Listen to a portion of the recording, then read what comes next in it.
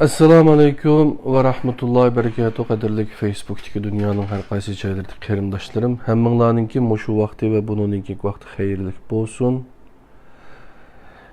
Men yine shanba kuni sizlar bilan birlikda qilayotgan tadbiriy darslarning 55-sida qo'limdagi bu mas'uliyat iqtidorini besib tushudi degan bunu kitobdan ötkende 54-sinde derste bunun birinci babını tuncu ders kılıp başlagan. Bugün bu kitapның ikinci dersi kadarlı kırındaşlar. Ötken heptimi kitapны okuş jarayonida ait bir xil manga bek yaxshi ta'sir qildi bu kitap. Hakikaten o'qishga, anglashga, tinglashga arziydigan bir kitap ekanligini his qildim. Adavası bugün ikinci bab yeni şu mas'uliyat iqtidarını besib tushudi degan mazmunni birlikda o'qiymiz, birlikda o'rganamiz, jinim, do'stlarim. 32. betida bu kitapninki teşekkürler Hakan kardeşim. Bu kitapning o'zi nimada bu kitapni men nimaga beğendim? Qutatqu bilik kitapxonasiga köpeytip bunu taqatlı şehirde setip alsanlar buludu. Qadirlik qarindoshlar. Mas'uliyat iqtidarını besib tushudi. Bir kishi mas'uliyat iqtidarını besib tushudi. Bir kishi kishilik hayotdagi hamma tajriba cho'qim adil ruhning keyniga tizilishi kerak. Ve aleykümselam deydi. Mesuliyet adamni en yüksek ruhi halet bilen kurallandırdı. Hizmetki tulup taşkan güç kuvvet bilen kiriştirdi. Şundakla kişi özünün yuşurun iktidarını en yukarı çeki kadar cari kıldırdı. Demek Allah'ın fitret degenimizi demek bizninki Allah bizni en yukarı seviyede özümüzde iktidaran cari kıldırıp özünün razılığı erişini hakikaten isteydi. Qadirli qarindoshlar. Girim buyumları şirketinin direktörü Felir Efendi Ceş isimlik birini yukarı iş hakkı bilen muavin direktörlükka teklif kılgan. Ceş intayin iktidarlık bolsumu ama bu şirket kelgen bir yıldan bu yan digüdek kımmet yaratılmadı. Ceş hakikaten kabiliyetlik idi. Onun arxpığa yazılışça o Harvard Üniversitesi'nin pütküzüp filerinin şirketine keliştin ilgiri 3 şirketinin yukarı derecelik başkurucusu boğan. O meblağını işletişke intayin mahir idi. Onun yetekçilikindeki 5 kişilik grupa 3 yıl içinde 20 adımı var bir küçük şirketini terakki kıldırıp 1000 işçi hizmetçisi var, yıllık kirimi 500 milyonluk otturu tipteki karxanaga aylandırgan. O kesiptaşları içinde ceş sürüti degen tarifleşini yaratkan. O 1998 yıldan 2000 yılgacha Wall Street koçusida davran sürgen bulup bir mezgil ceş buruni payda kılıdı. Men onun iktidarına kat'i işini men deydi Felir. Siz onun da hazırlanan qaysi taraftaki iktidarını düşünesiz dep sorudu. Adem küçü menbesi məsləhətçisi onundan. Elbette düşünümen. Onu teklif kılıştım burun men intayin ihtiyat kıldım. Məxsus şirketini teklif kılıp onun bütün iktidarını sınap körgüzdüm. Sınaş neticesi beni intayin memnun kıldı deydi Felir. O yana ceş hazırlayan her xil iktidarını misalga aldı. Hatta o ilgiriki hizmetlerde kazangan nurgun muvaffakiyetlerinin misallarını ispat kılıp körsetti. Demisimi Felir Efendi ceşinin iktidarını intayin düşünetti ve onu muhim dep biletti. Ama bir yukarı katlamdaki başkurucusu boğan ceşinin ihtiyaclık boğunu iş haqqı emas idi. İş haqqiga tayinibla onunğa o'xshash bundaq universal iqtidori yuqori xodimning mas'uliyat tuyg'usini turg'izmoq tasga tushadi. Qo'yiq aloqa orqali tekshirgan maslahatchi bayqidiki, Jesh baturluq bilan jang e'lon qila oladigan odam. Xizmat qancha qiyin bo'lsa, oningda kurash qilish istiki shuncha qo'zg'aladi. Oningda har vaqt etilib turadigan bir kuch bor. Aytish kerakki, bunda xodimlar shirkat uchun qimmatlik boyliq. Dastlabda shirkatga kirganda to'lib toshgan qizg'inlik bilan cho'ng ish qilishni niyat qilgan edim. Ammo keyin men o'ylagandek bo'lmaydiganligini bayqidim. Bargan siri g'ayratim qolmadi. Shirkatga bo'lgan ishonchimni yo'qotdim. Xizmatga bo'lgan ishonchimmo yo'qoldi. Jesh oxiri ko'nglidagini aytdi. O, men keng kushada xizmat muhiti bo'lishni umid qilgan edim. Lekin hamma tarafdan tushib qo'yishni yaxshi ko'rmadim, dedi. Aslida Jeshning boshlig'i Filer apandining ajallik ikki ojizligi bor edi. Biri hamma odamdan xotirjam bo'lolmaydi. Boshqalar shirkatning unini ko'laydi deb qo'rqadi. Ikkinchisi o'zining dalliq Jesh nurg'un ishlarda o'zining quruq joziga aylanib qolganligini sezgan edi. Jeshga eng ehtiyojligi qatlamlar aro o'zini ifodalash edi. Agar mumkin bo'lsa, o'zini muvaffaqiyat bilan ifodalasa, bu uning hayotidagi eng cho'ng xushallik bo'ladi. Sabab tepilgandan keyin tekshiruvchi Filer bilan Jeshni chaqirib kelib, shirkatdagi huquq va qo'mondonlik sistemasidagi masalalarni o'rtaq maslahatlashdi.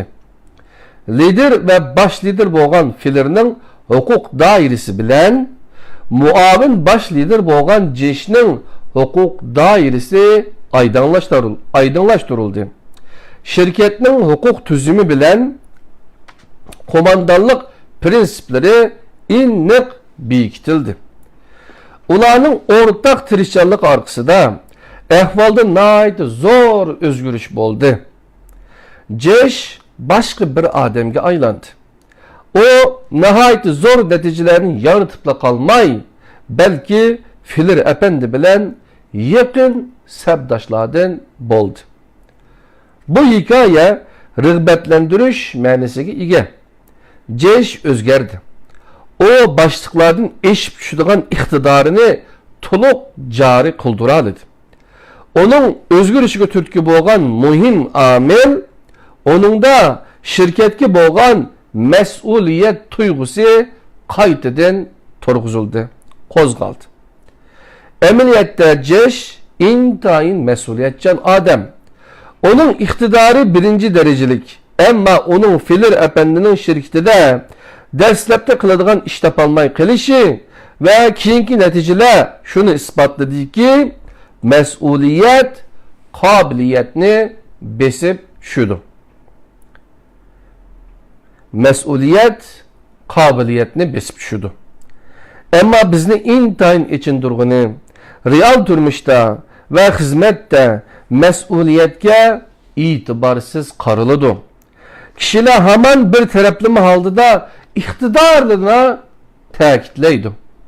Demasin o jang maydonida dushmanga bevosita zarba beradigan iqtidor, savdoda shirkatga bevosita iqtisodiy manfaat yaratadiganmi yanada iqtidor. Ammo mas'uliyatning dushmanga zarba berishda va shirkatga iqtisodiy unum yaratishda go'yo hech qanday roli bo'lmaydigandek ko'rinadi. Shu sababdan kishilar iqtidorni muhim bilib, mas'uliyatga to'liq sal qaraydi.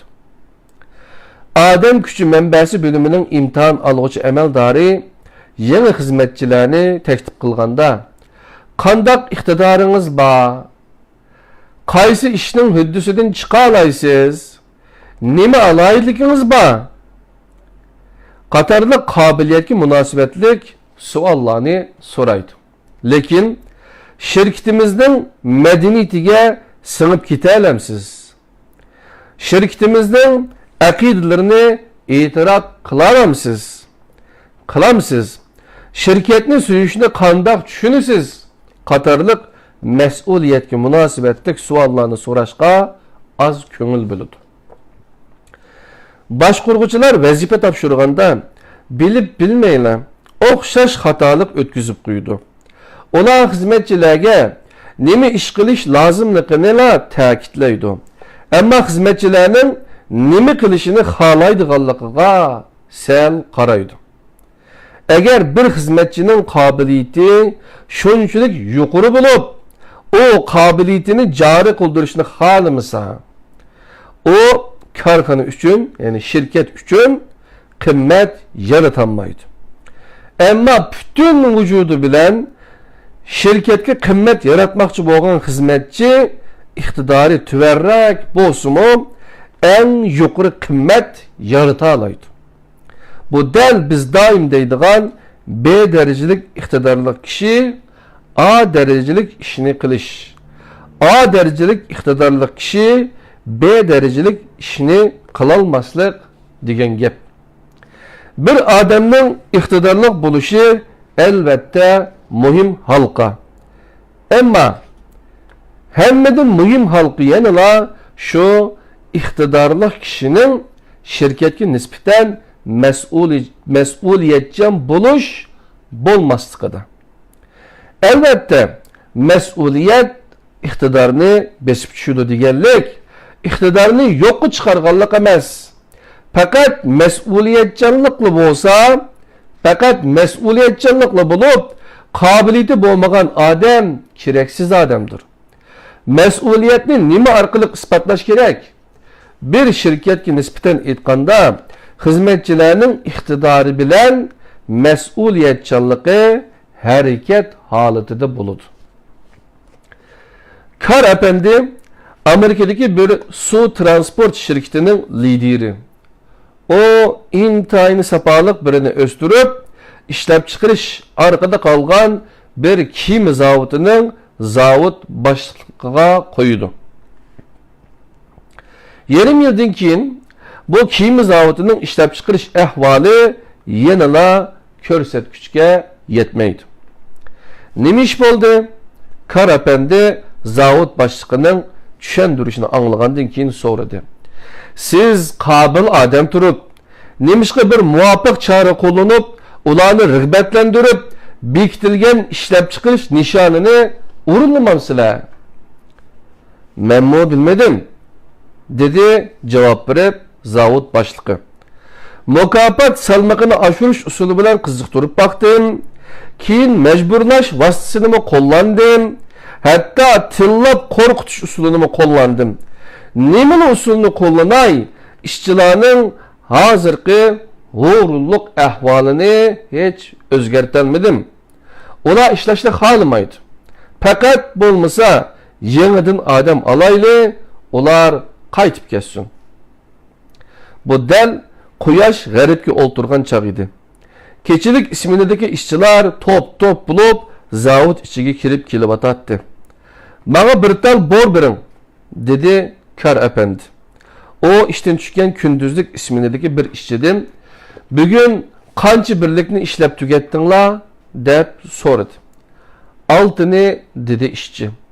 Kar efendi tamga oltini cho'ng qilib yezib qo'ygandan keyin bir eg'iz gapmi qilmay ketib qoldi. Shu kunki kechilik ismidagi ishchilar sixga kirib o'tib, bu olta xetini ko'rib, o'zaro nima ish ekanligini so'rashdi. Kar efendi bugün bu yeri kelib tekshirdi, dedi kunduzlik ismidagi ishchi. O bizden qancha birlik ishni tugatganligimizni so'ragan edi. Biz uningga 6 birlik ishni tugatganligimizni aytgan edik.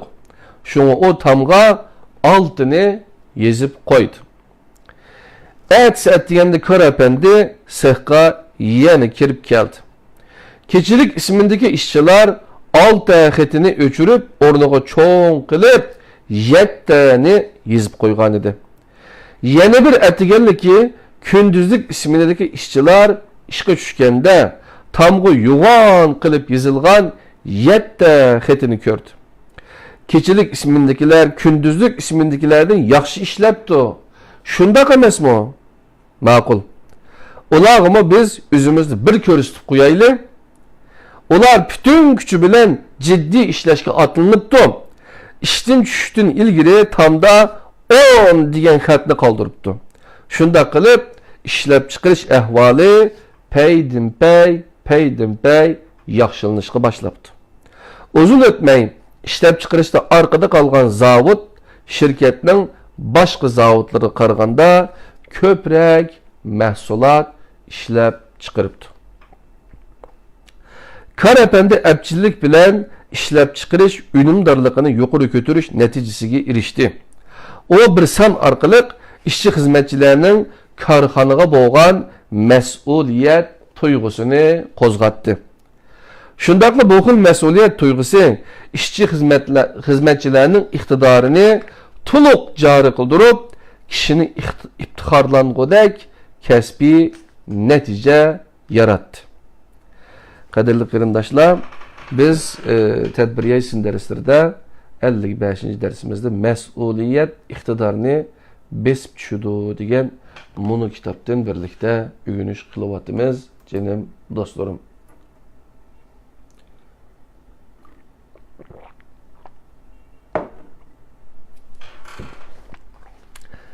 Endi bu ikinci babның isminin üzümü mas'uliyat iqtidorini besib tushudi ekan. Bayatın aşı mezmunu köydek. Hem de mesuliyetinin üzü bir xil iqtidar degan mezmunni birlikte körüp çıkımız. Mesuliyetinin üzü bir xil iqtidar. Tashqi ishlar institutining muavin müdiri bo'lgan Ren Xiaoping mundaq deydi. Mening kasbiy hayotimda har bir qadamimni tashkil urlashtiratdi. O'zimning qaror qilish huquqim yo'q edi.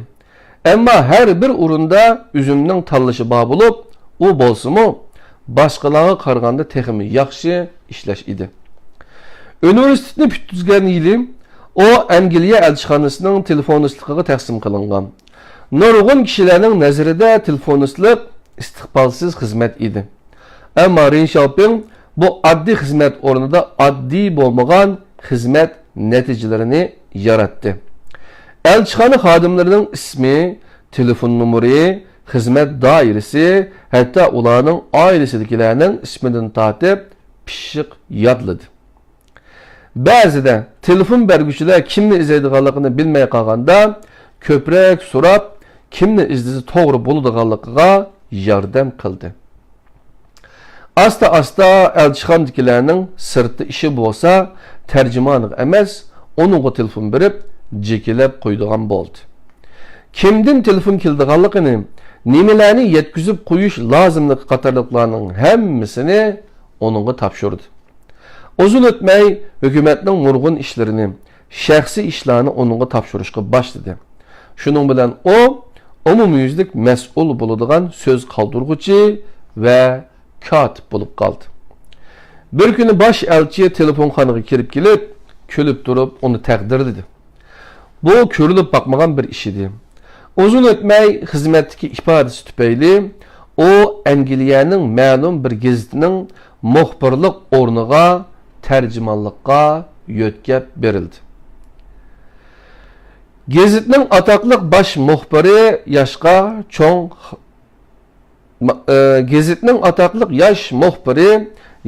cho'ng xonim edi. O urush meydanida ordunga erishgan, mertebe ünvanı algan, onun kabiliyeti zor, açıqımı yaman bulup, burunqi tercümanını qo'g'lib etken idi.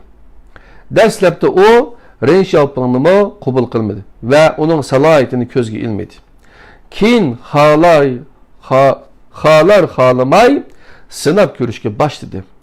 Bir yildan keyin o xonim uchirg'anli kishiga mening tarjimanim sizninkiga 10 hassa, sizninkidan 10 hassa yaxshi deydigan bo'ldi. xizmeti ko'zga ko'rinarlik bo'lg'achqa, uzun o'tmay Ren Xiaoping Amerikaning Junguda turishliq aloqalashish o'rnida ishlashga tayinlandi. O yanada yaxshi ishladi.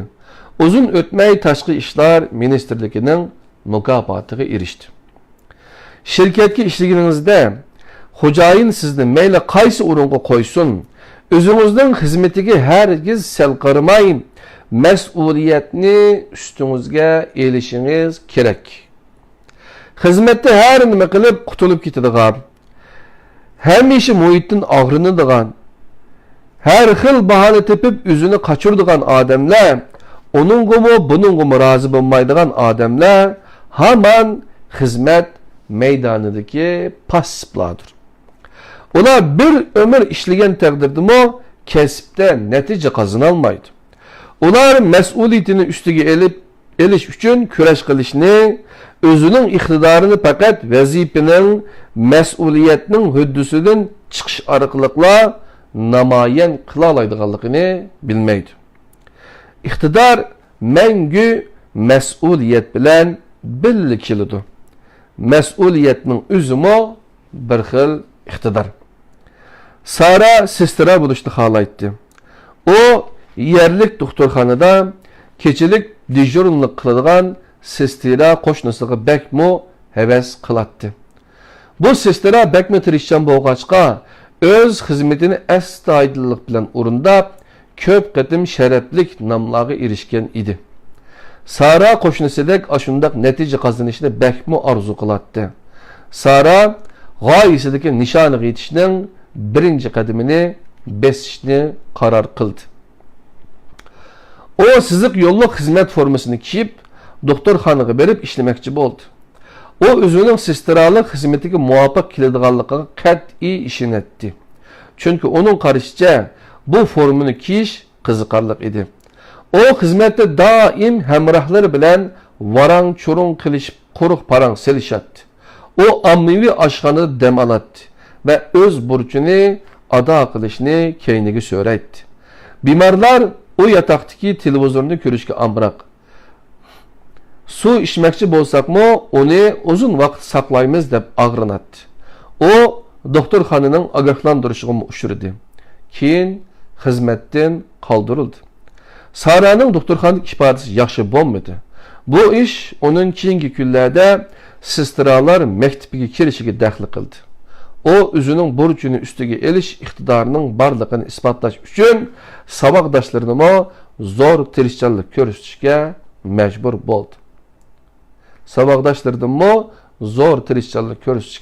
bo'ldi. Sestralar xizmati kuchli mas'uliyat tuyg'usi va vazifa tuyg'usini talab qiladigan xizmat. Sara bu tarafni to'nib yetmagan.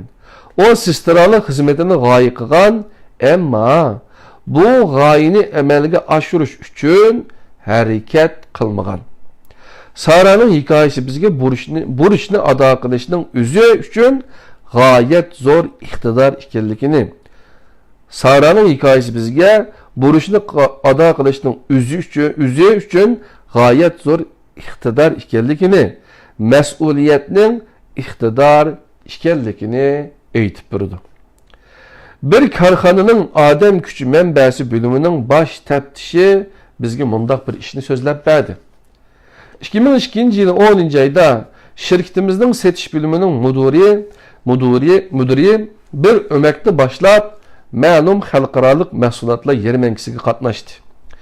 Yarmanka boshlanishdan burun yarmanka o'rnini planlash va o'rinlashtirish, mahsulotlarni qurashtirish, materiallarni ratlash va ayirish qatorliq qiladigan nihoyat nurg'un ishlarni ismini qo'shib ishlash kerak edi.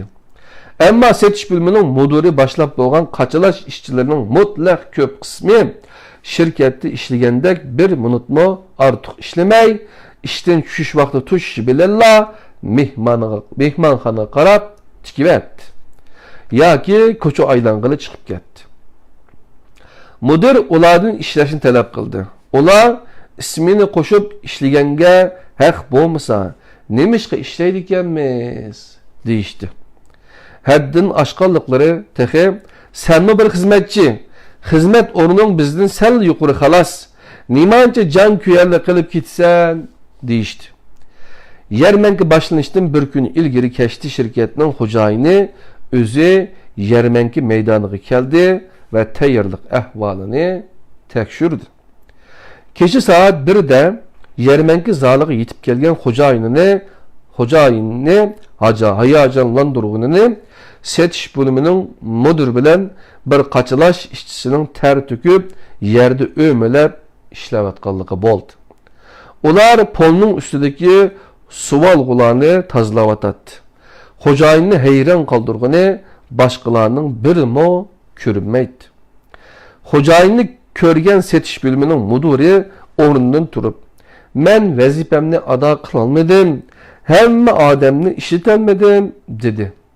Hocayın onun müyürüsüge şapalaklap koydu. Onu ayıplamadi. Ama heliki işçini körüstüp durup, "O senin talipin bilen qilib işlevatamdı" dep soradı. Müdür ahvalını hocayınıga sözlep berdi. Bu işçi özlüküdün qilib işlevatatdı.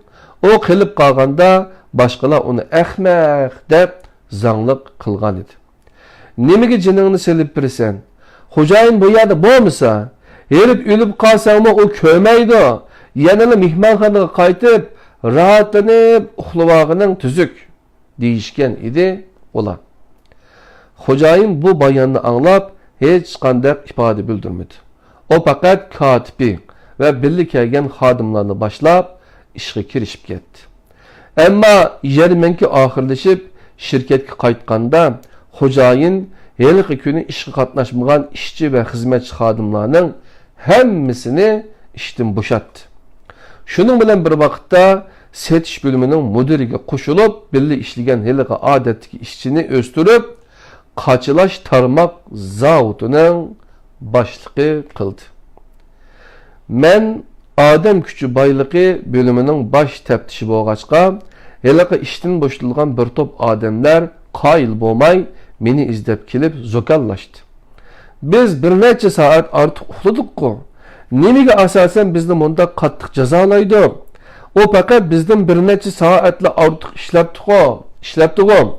Nimaga asosan uni zavod boshlig'i qildi ekan?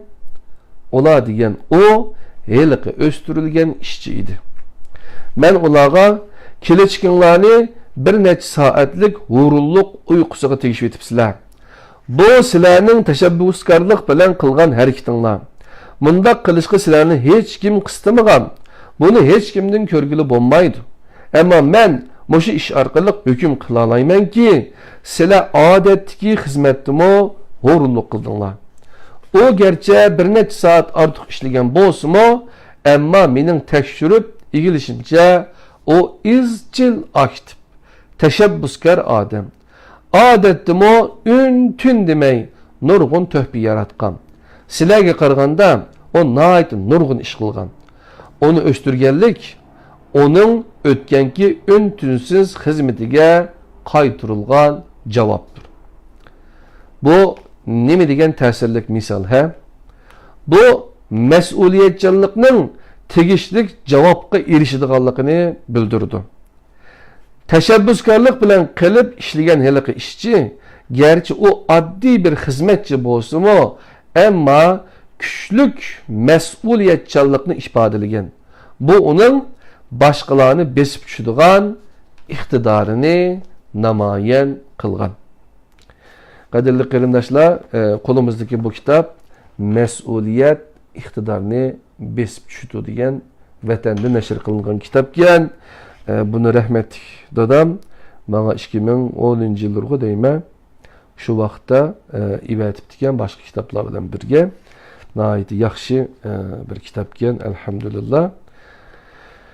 Allah yatqan yerini cennet qılğay. Endi biz bu kitabning ikinci babı bo'lgan mas'uliyat iqtidorni besib tushdi degan shu bab. Onun içindeki üçüncü bir mezmun, tema, iqtidor mengü mas'uliyat bilan birlik keladi. Yani qo'shmoqkan da bular ayrılanmaydi ekan biridan.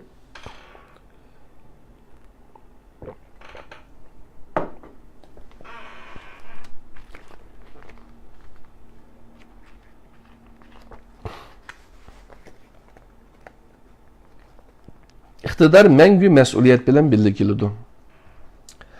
George'ning Po'lat Temir zavodiga kelib ishlaganiga texi bir ay bo'lmagan bo'lsa-mu, ammo u cho'yin eritishda nihoyat nurg'un cho'yin rodlarining to'liq eritilmaganligini bayqadi.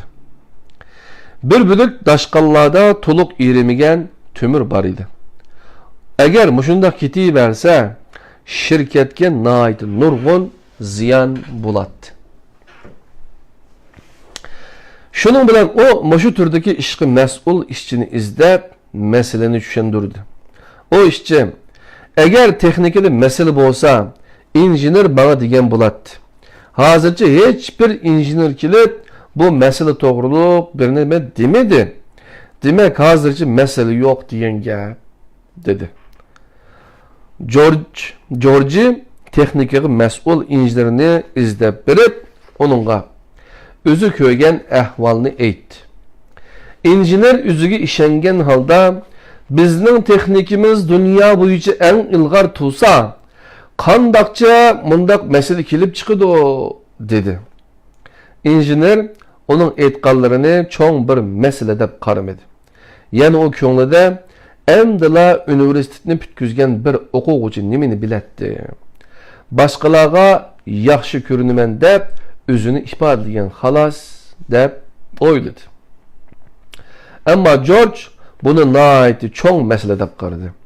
Shuning bilan u to'liq erimagan rudini elib, shirkatning texnikaga mas'ul bosh injenerini izlab bordi. Onunga "Efendim, meningcha bu to'liq erimagan ruda qanday qaraysiz?" dedi. Bosh injener bir qarabla, "Shundoq yigit, deganingiz to'g'ri. Bu nədəki rud ekan?"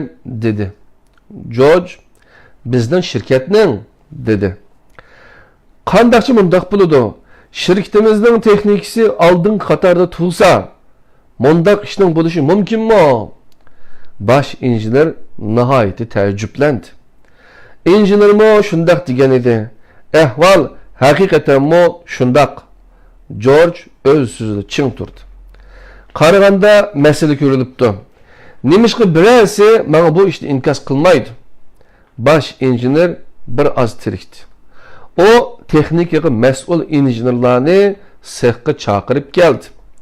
Haqiqatan to'liq erimagan rudalar bayqaldi. Tekshirish orqali aniqlandiki, aslida o'lcham tekshirish mashinasining ma'lum detallardan chataq chiqib, madanni to'liq eritilmagan ekan.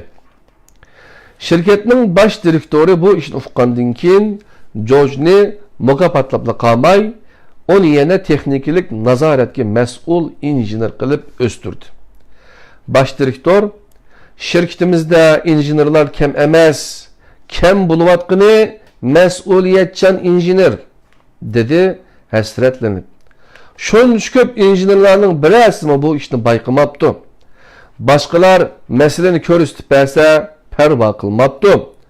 Bir korxonaga nisbatan, ya'ni bir shirkatga nisbatan ixtisosliklar muhim, lekin texmi muhim bo'lgani haqiqiy mas'uliyat tuyg'usiga ega bo'lgan ixtisosliklar. Emdila universitetini bitkizgan George texnikalik nazoratga mas'ul injener bo'ldi. Buni bir saklash deyishki bo'ladi. Onun xizmatga erishgandan keyingi birinchi muvaffaqiyati mas'uliyatchanlikdan keldi. Shirkatning direktori aytgandek, shirkatda injenerlar kam emas edi. Iqtidorli ixtisosliklar kam emas edi. Kam bo'layotgani mas'uliyatchan ishchi xizmatchilar edi. Bu ma'nodan aytganda George shirkat eng ehtiyojli bo'lgan ixtisos egasi edi. Onun mas'uliyatchanligi onun boshlig'iga, onunga muhim vazifani topshirishga bo'ladiganligini his qildirgan edi. Agar boshlig'ingiz sizga ma'lum bir buyruq yoki ko'rsatmani ijro qilishga buyursa, siz mundaq qilsa shirkatning manfaatiga zo'r ta'sir ko'rsatganligini bayqasangiz, undaqda o'z fikringizni cho'qim merdu merdanılık bilen otturaga koyun. Siz fikrin başlıkının açıkını keltirişi mümkün. Yoki onunga çekilgan bulup kalmay degenini oylap olturmay. Karışınızını yüreklik alda otturaga koyun. Kandak kılgandı şirketinin ve hocayının menfaatini texmi yaxşı qoğduğunu buluduğanlıqını əstaydil oylan. Oxşaşla, eğer iktidarınız şirket üçün texmi köp paylı yarıta alırsa, ya ki hacetsiz ziyanının aldığını ala alırsa, çokum hareket kılın. Çünkü işçi hizmetçilerini mesuliyetcan boğallığı üçün tenkitlaydıgan, ya ki ayıplaydıgan onda hocayın yok. Eksçe, hocayınız sizden bu xil mesuliyetçanlığınız sebebiden sizge memnunluk bilen qaraydı. Çünkü bu xil kesbi mesuliyetçanlık sizden iktidarınızı toluq cari kıldırdı. Mundaq adamlarga muhim vazifelerini tapşırışkı buludu. Şundaqla ular asasen mengü işsiz kalmaydı.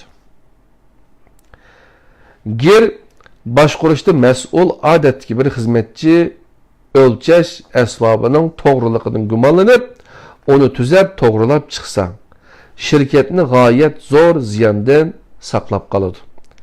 Garchi bu ish mashina ustisining mas'uliyat doirasiga taalluq bo'lsa-mu, dal mushundaq mas'uliyat tuyg'usi sizni boshqalarning yangicha nazari bilan qarishiga ega qiladi.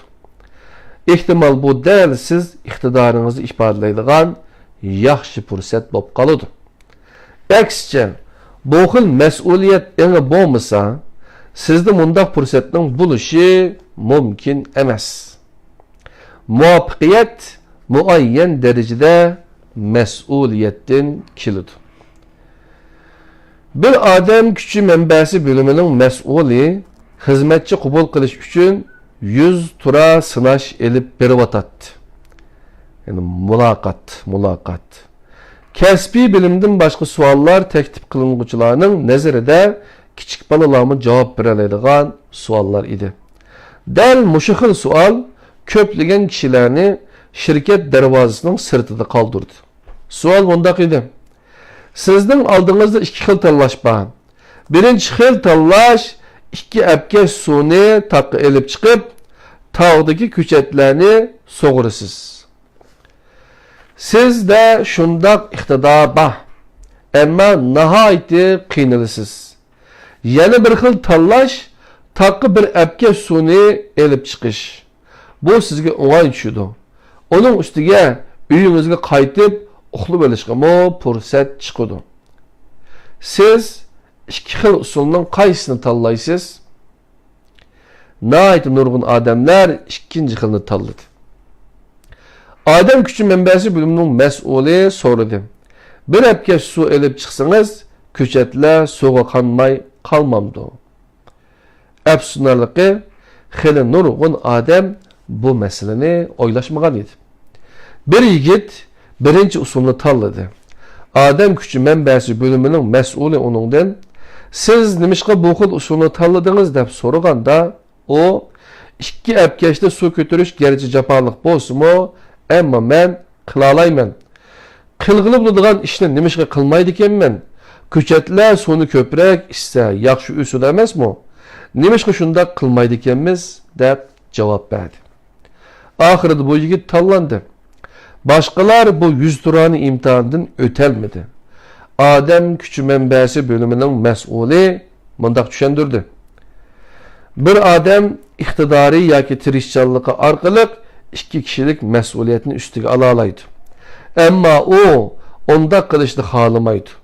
Faqat bir kishilik mas'uliyatni o'z ustiga olishni tanlaydi. Mundaqda ancha tirishchanlik ko'rsatmasa bo'ladi. Onunga yengil tushadi. Mundaq odamlarni biz mas'uliyat tuyg'usi nachar odamlar deb ataymiz. Tirishchanlik orqali ikki kishilik mas'uliyatni ustingizga olganingizda erishadigingiz daraxtlarning o'rmonga aylanishi bo'ladi. Aksiçi bo'lganda qaramoqqa siz ishlayotgandek turgan bilan kuchingizning baricha bosh qotirmagan bo'lg'achqa erishadigingiz hamma yer cho'lishib ketgan yer bo'ladi. Mana bu mas'uliyatchanlik tuyg'usining o'xshash bo'lmasligining farqi. Bu nayt oddiy tema, ammo nayt mo'l mazmuni o'z ichiga olgan. Doim oddiy masala orqali bir odamning mohiyatlik tarafini ko'rib olg'ili bo'ladi. Chunki oddiylik o'ylashilmaydi. Chin ko'nglidan chiqqan haqiqiy javobdan bir odamning haqiqiy fazilatini ko'rib olg'ili bo'ladi.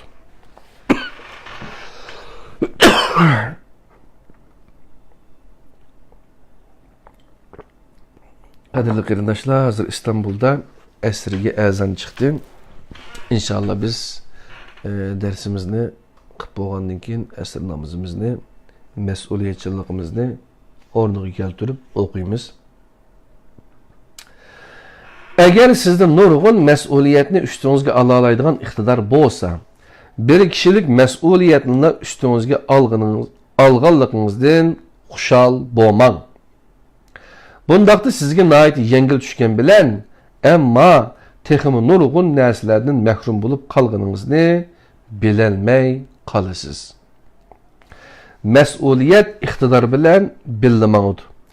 Agar texmi ko'p mas'uliyatni ustingizga ola oladigan iqtidoringiz bo'lib, faqat bir kishilik mas'uliyatni ustingizga olganligingizdan rozi bo'lsangiz, undaqda siz oldi bilan mas'uliyatni ustingizga elishni xohlamaydigan odam. Ondan qolsa siz iqtidoringizning ilgirilishini, hatto o'zingizning halqishini rad qiladigan odam bo'lib qolasiz.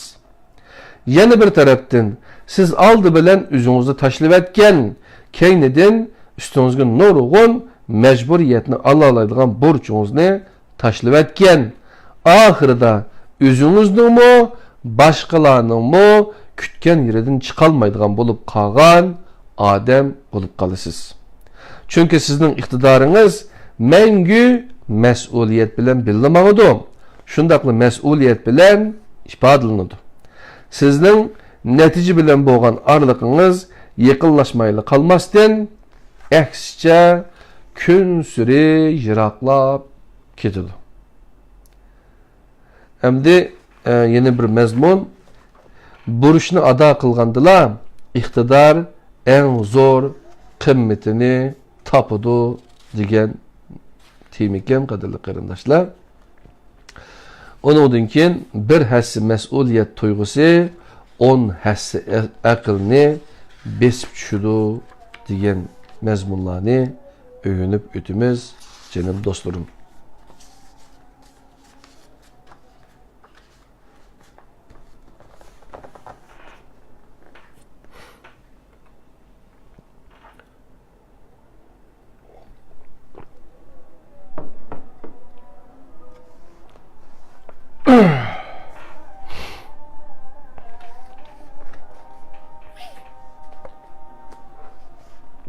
Burishni ado qilgandilar iqtidor eng zo'r qimmatini ifodalaydi. 20-asrning 70-yillarining o'ttirlarida Yaponiyaning Sony markali rangli televizori o'z davlat ishida xaridorlik edi. Ammo amerikalik xaridorlar bu televizorni toza qabul qilib ketolmadi. Shu sababdan uni Amerika bozorlarida sotmoq xili tez tushdi. Bu xil vaziyatni o'zgartirish uchun Sony shirkati mas'ul xodimlarini kayni-kaynidan Chicagoga evatdi. U chaqda Yaponiyaning xalqarodagi o'rni hozirgidek yuqori emas edi. Mahsulotlarining raqobat kuchi bir qadar ojiz edi. Amerikaliklarning qarashicha Yapon meli deganlik sifatsiz mal deganlik edi. Shunga evatilgan mas'ul xodimlar bir-birlab quruq qo'l qaytib kelishdi. Hamda o'zlarining Amerika safarini aqlaydigan bir talay bahonalarni ko'rsatdi. Ammo Sony shirkati Amerika bozorlaridan voz kechmadi. Keyin Liu Muji chet ellar bo'limining boshliqligini ustiga oldi. O vazifege oturup uzun ötmeyle Chicago'ga evetildi. Liu Muji Chicago şehriga kelganda onu hayran qoldirgani Sony markalık renkli televizorning bu yerdagi setish do'konlarida to'pa besib turg'ini bo'ldi. Ularni hech kim so'rab bakmagan. Liu Muji her qancha o'ylabmi buning tagiga yetolmadi. Nima uchun Yaponiyada bozori ittiq bo'layotgan a'lo sifatlik mahsulot Amerika bozorlariga kirishi bilanla bu kunga qoladi. Bir qur tekshirish orqali Liu Muji sababini bildi. Aslida ilgari kelgan mas'ullar Reşununda qarindoshlar.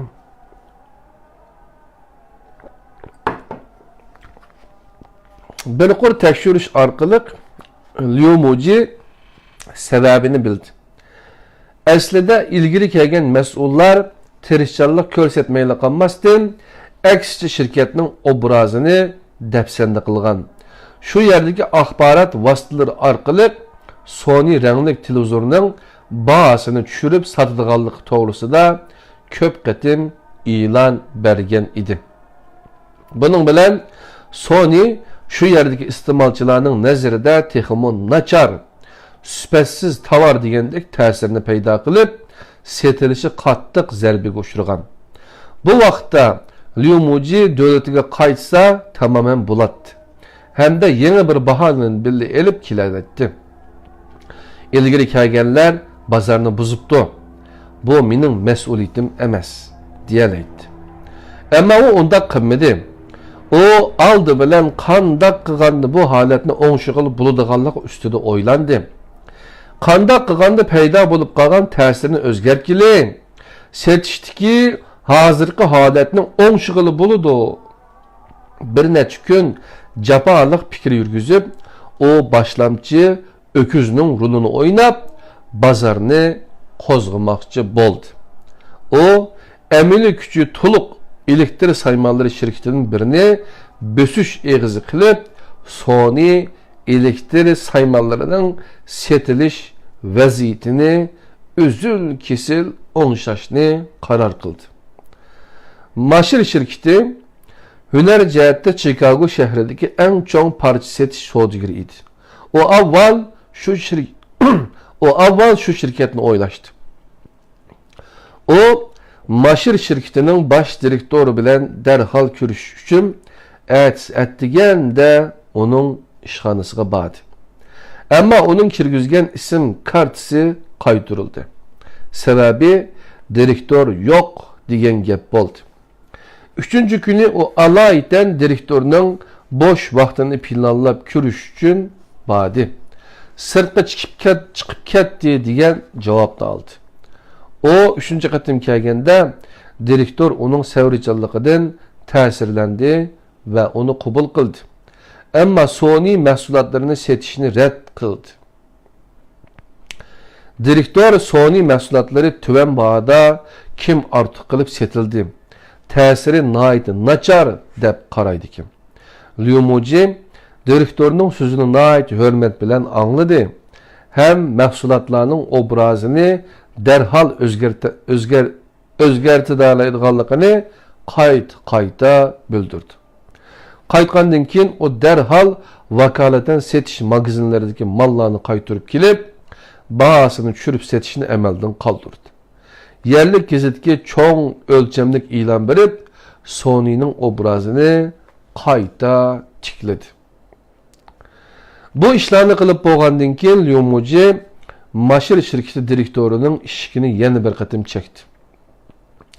Onun bu qatim anglagani Sonyning setilgandan keyingi mulozimati bakli nachar bo'lg'achqa setishga amalsiz qolamiz degan gap bo'ldi. Liu Muji darhol Sonyning remont bo'limini qurib chiqib, mahsulotning setilgandan keyingi mulozimatiga umumyuzlik mas'ul bo'ldi.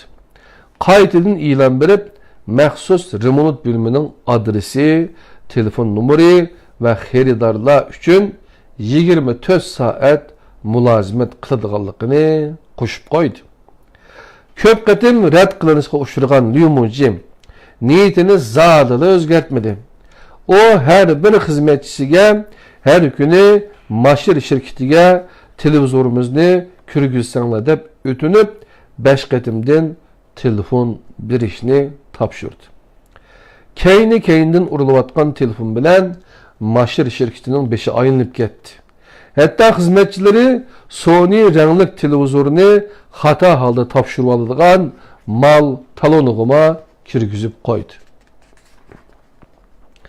Bununla direktor nait açıklandı.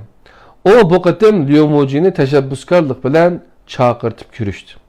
O ko'rish bilanlar şirketning normal ish tartibini qalaymakanlaştırıp etding deb uni tillab ketdi. Liumuji kulimsirab turib direktorning açıqlab bo'lishini kutdi. O keyin chiroyini o'zgartmay turib direktorni ta'sirlantirish uchun hissiyotliq so'zladi.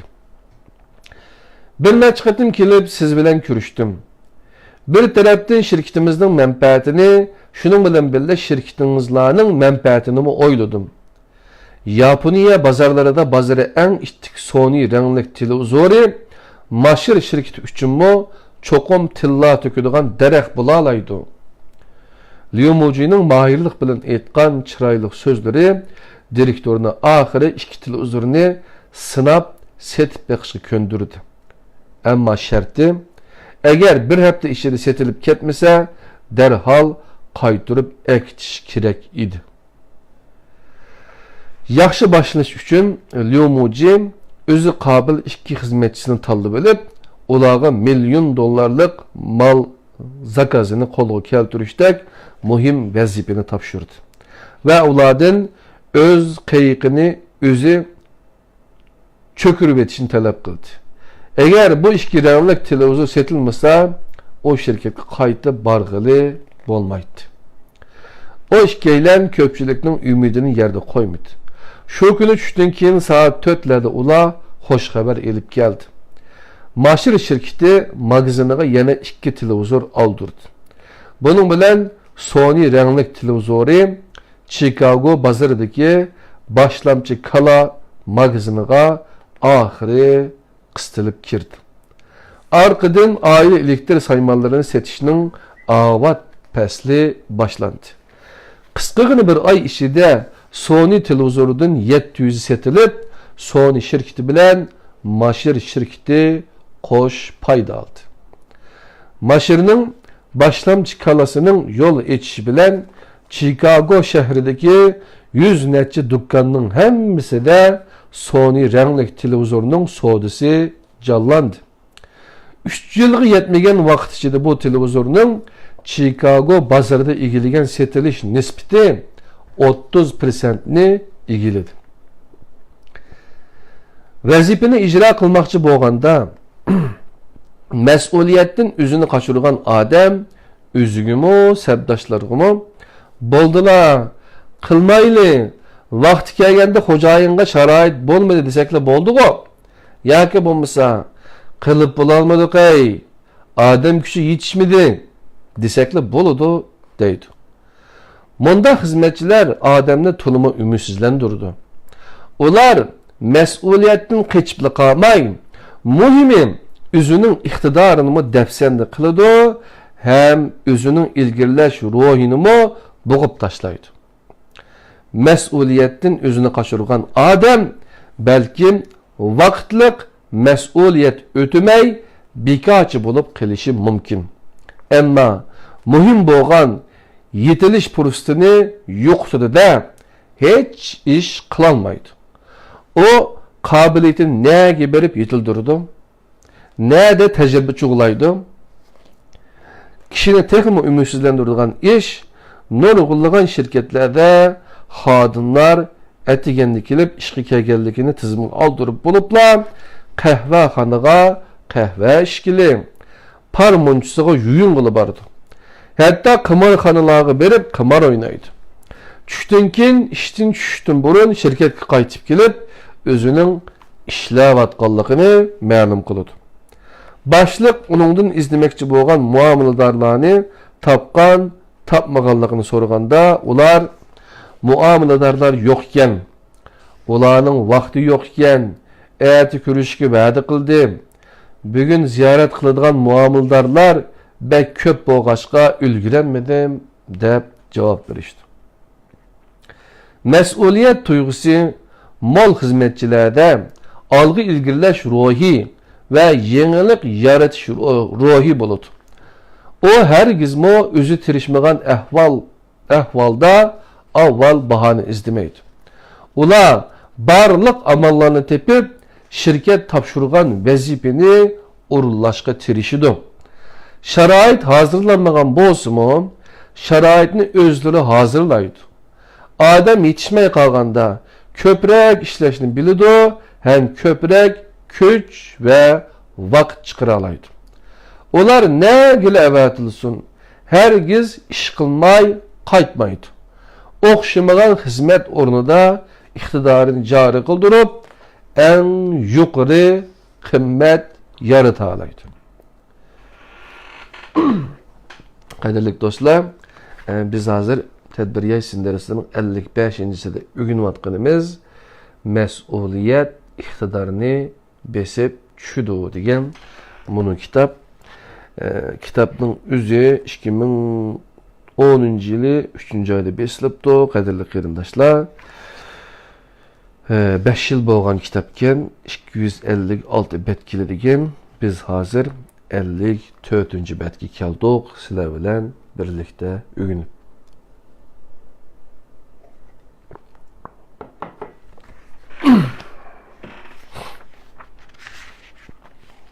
Anda olsa en ahırkı mezmun qilib qoldi. Bir hassa mas'uliyat tuyg'usi 10 hassa aqlni besib tushdi. Ma'lum bir tashqi savdo shirkatining xo'jayini Amerikaga ish bajarish uchun bormoqchi. Xalqaro savdo yig'inida nutq so'zlamoqchi edi. Onun etrafidagi bir necha muhim xizmatchi nihoyat aldirash bo'lib ketdi. Sözleydiğen nutuk tekstini tayyorlashga mas'ul bo'lsa, B. Amerika taraf şirketi bilen ötküzüldüğün söhbet layihasini tayyorlashga mas'ul bo'ldi. C. C. Arq-sep xizmetiga mas'ul bo'ldi. Xo'jayin chet elga chiqmoqchi bo'lgan kuni aytganda her qaysi tarmoqlarning mas'ullari uni uzatqili keldi. Birisi ularning arasida turgan odam sen mesul bo'lgan materialni urib tayyor qildingmi deb so'radi. Uyquchilikda ko'zini ocholmay qolgan holda bugun aytgan faqat 4 soatli uxlayolmadim. Faqat chidashlik berolmay uxlab qoldim.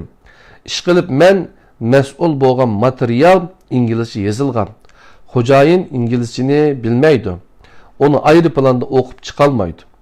O aeroplanga chiqqandan keyin şirketga qaytib, bu materialni urib chiqib, elektronlik pochta orqali kenglin evatib bersamni bo'ladi dedi. Kim bilibdi? Xo'jayin ko'zni yumib ochqicha yetib keldi. Onun birinchi bo'lib qilgan ishi halqi xodimdan siz mas'ul bo'lib tayyorlamoqchi bo'lgan material va sonliq ma'lumotlar qani deb so'radi. Bu xodim xo'jayinga özünün oyluğunu bo'yicha cevap berdi. Onun sözünü anlap xo'jayinning chiroyi o'zgarib ketdi. Nemişki bundaq bo'ladi? Men aeroplanda chet ellik maslahatchim bilan o'zimning doklati va sonliq ma'lumotlarni tadqiq qilib ko'rmoqchi, aeroplandagi vaqtimni isrof qilmoqchi emas edim. Aning rangi o'ngib ketdi. Amerikaga borgandan keyin xo'jayin muhim odamlar bilan B'ning söhbet layihasini muzokara qildi. Bütün layiha mükemmel tuzilgan. Delliki bar edi. Qarshi tarafning arq ko'rinishini tekshirish ahvoli, söhbet davomida yuz berish ehtimolligi bo'lgan masala va taktikalar, ya'ni söhbet o'rnini qandoq tanlash qatorliq nihoyat nurg'un inchika omillarni o'z ichiga olgan edi. B'ning bu xil layihasi xo'jayin va boshqalarning kutgunidan eshib tushgan edi. Hech kim mundaq mukammal, shundaqla qaratmalıqqa bo'lgan layihani burun ko'rib boqmagan edi. keyingi suhbat jafoliq bo'lgan bo'lsa-mu, ammo har xil masalalar bo'yicha puxta tayyorlik bo'lg'achqa bu shirkat suhbatda utib chiqadi. Komandirovka oyoqlashib davlatga qaytgandan keyin B xo'jayinning e'tiborlab ishatilishiga erishdi, A xo'jayinning so'g'uq muomalasiga uchradi. Haqiqiy munavvar bo'lgan odam hamisha odatdagi odamlardan bir qadam oldida mangdi. Shundoq deyishga bo'ladiki, bir hassa mas'uliyat 10 hassa aqlni besib tushudi. Yuqorqi hikoyadagi A bilan B mas'ul bo'lgan xizmat xo'jayinning ishi bilan zich munosabatlik. Ammo A xo'jayinning safarida bo'lish ehtimolligi bo'lgan o'zgarishga sal qaragan.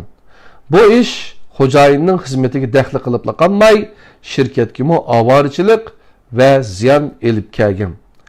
O'zining xo'jayin qalbidagi o'rnini yo'qotgan. B'ning mukammal va atrofliq tuzgan loyihasi uning shirkatga bo'lgan yuqori darajadagi mas'uliyat tuyg'usini ifodalagan. Shundaqla A'ga selishtirganda B bir ulush mas'uliyatni ko'proq ustiga olgan, natija zo'r darajada o'xshamagan. Bir shirkatning direktori 70 necha yoshlarga berib qolgan bo'lsa-mu, yanada dunyodagi ko'plagan davlatlarga berib, turli ishlarni bijirib turgan. Uning ustiga u ishlarni harg'inlik his qilmay, xushallik bilan ishlagan.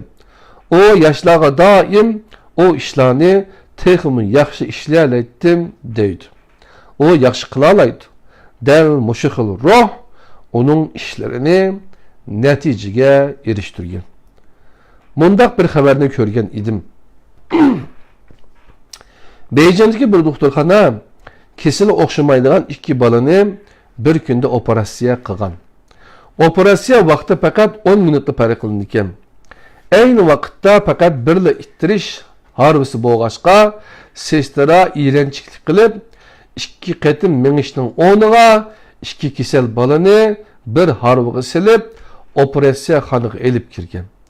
Balalarning kasallik tarix uchullarini selishtirib ko'may, bu ikki bolani o'z meylicha o'xshamagan ikki operatsiya karavatiga yotqizgan.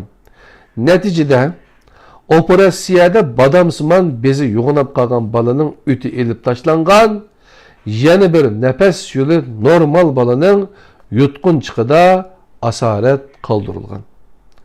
Bu hikoya kishini cho'nqur o'yga soladi. Bu sistraning majburiyatini ado qilishi yetarsiz bo'lg'achqa, natijami butunlay o'xshamay chiqqan. Bu bir hassa mas'uliyatchilik engninmi kamligi keltirib chiqargan oqibat. General Batunning urush aslamalari. Men biladigan urushda mundaq bir tafsilot yozilgan. Men doim odam o'stiradigan chaqda namzatlarni yig'ib ularga men qildirmoqchi bo'lgan bir ishni topshiratdim. Men birodarlar, ambarning keyni tarafiga bir okib qo'langlar. 8 ingliz chisi uzunlikda, 3 ingliz chisi kenglikda, 6 ingliz chisi cho'nqurlikda bo'lsin dedim. Ularga faqat ashunchaliklar dedim. Mening bir derizisi ve bir söngüçü bar ambarım var idi. Namzatlar saymanlarını tekşiriyotganda ambarga kirdim de ularni ambarının derizisi bilen söngüçüdün küzettim. Men ularning gürcek ve jotularni ambarının keynindeki yerge koyganlıqını kördüm. Ular bir neçe minut dem ilvağandan keyin biz nima uchun shuncha tez oqib qo'laymiz deb muhokama qilishga boshladi. Ba'zi 6 inglizchasi cho'nqurlikdagi oqib qandaqmi o'qqa daldi bo'larsin desa, yana ba'zi mundaq oqib bek issiq yoki bek sovuq bo'lib qoladi deb talishadi. Agar o birodarlar ofitser bo'lgan bo'lsa, bizni mundaq oqib qo'lashdak oddiy jismoniy emgakkimi salamdo deb ranjigan bo'ladi. Oxirda birisi boshqalarga buyruq tushirdi. Biz Akifni ko'lab bo'lgandan keyin bu yerdan ketayli. O qarining bu Akifni nimaga ishiltishi bilan chatqimiz bo'lmasin dedi. Oxirida Batun ko'pchilikka u birodarning o'stirilganligini aytdi. Bu birodar bu Akifni ko'lashning muddaosining nima ekanligini so'ramadi. O faqat bo'ysunish ko'z qarashi bo'yicha Akifni ko'lash ishini hareketga aylandırdı. Başka birodarlar bo'lsa bu haqda o'ylanishga boshlagan edi. G'arbcha harbiy maktablarda maydoni eng erkin bo'lganlarmi bir idiga ishinadi. O bo'lsa-mu seni mayli nima ishga buyursa shu ishni qil, xato qilma. Bu xil idiya bo'ysunish idiyasidir. Buyruqqa bo'ysunish harbiylarning burchi. Shundaqla ularning eng zo'r mas'uliyati. Soda meydonimi xuddi jang maydoniga o'xshaydi. Bo'ysunish eni shirkat sohasinimi o'xshashda ishlaydi. Har bir xizmatchi cho'qim yuqorining o'rinlashtirishiga bo'ysunish kerak. Xuddi har bir jangchi yuqorining qo'mondonligiga bo'ysunishga o'xshash. Bo'ysung'uchi cho'qim o'zining mustaqilligidan vaqtincha voz kechib, bütün vücudu bilan o'zi tava bo'lgan organning tuzilma qimmat qarashiga amal qilish kerak. Mana bu xizmatchining mas'uliyati. Cho'g'i bir davlat, bir armiyaga qadar, kichik bir shirkat, bir organgacha onun o'zining mas'uliyatini qat'iy ado qila olamdi, qilolmamdi. Bu ularning utuq qozonishi yoki mag'lub bo'lishini belgilaydi. Kichikkina ish bo'lgan taqdirdami mas'uliyatchanlik tuyg'usining bo'lishi yoki yo'q bo'lishi xizmatchilarning o'zigami, shirkatgami mo'ljalligisiz oqibatlarni elib keladi. Bundaq vaqtda har bir xizmatchi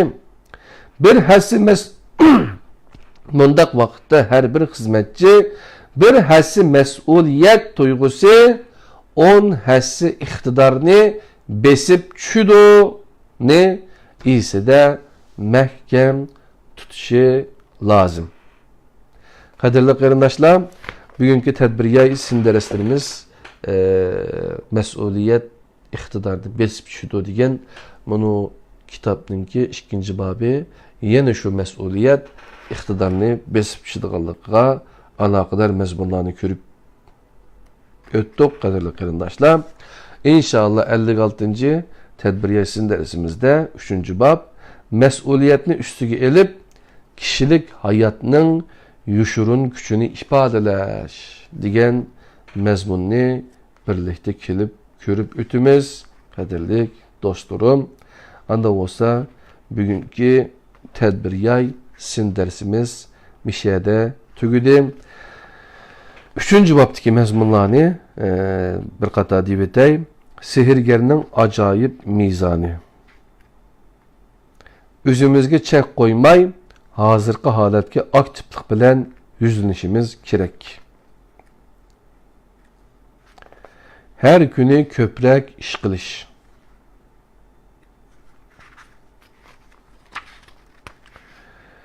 Mas'uliyat aniq bo'lganda, onu texmi yaxshi ustiga og'ili bo'ladi degan mazmunlar bilan tanışıp ötüdikemiz, yani 83. bette tüyeydiken bu mezmunlar. Bugün biz 62. betkiçe ügendik. İnşallah 61. betkiçe. Kiler saat biz köp mü okumaydikemiz, tekimi azırak okuydikemiz. Anda olsa canım dostlarım, hakikaten mesuliyetinin qanchalik egir işkellikini, mesuliyetini tanışının ki, qandaq mühim işkellikini misallar bilan ügenip öttük. Bu fakat şirketler, ticaretler bulduğun işimiz her zaman mesuliyetten geçip kutulanmaydıkimiz. Yani şu mesuliyet tuygumuz, enimiz, inik buluşu gerek. Hatta bu takva diyen kelimenin manasını yapıllık Toshihiko Izutsu diyen bir dağlık alim tadqiq qilish orqali buningki mas'uliyat eng ishkanligini tepip çıkıqlıq qadarlı qarindaşlar. Şoňa bäzi terjimelerge qarasaňlar, Qur'anyň terjimelerge sorumluluk bilinci, şuuru, ýa-ki mesuliyet eňi, mesuliyet düşençisi dep terjime kılıqlıq. Anda bolsa yeni bir qatımlıq därskiçi aman bulunlar. Onundan kimi aman bulunlar qadarly qarindaşlar. 56-njy tedbir ýaý sin dersimizde görüşeli. Assalamu aleykum ve rahmetullahi ve berekatuhu.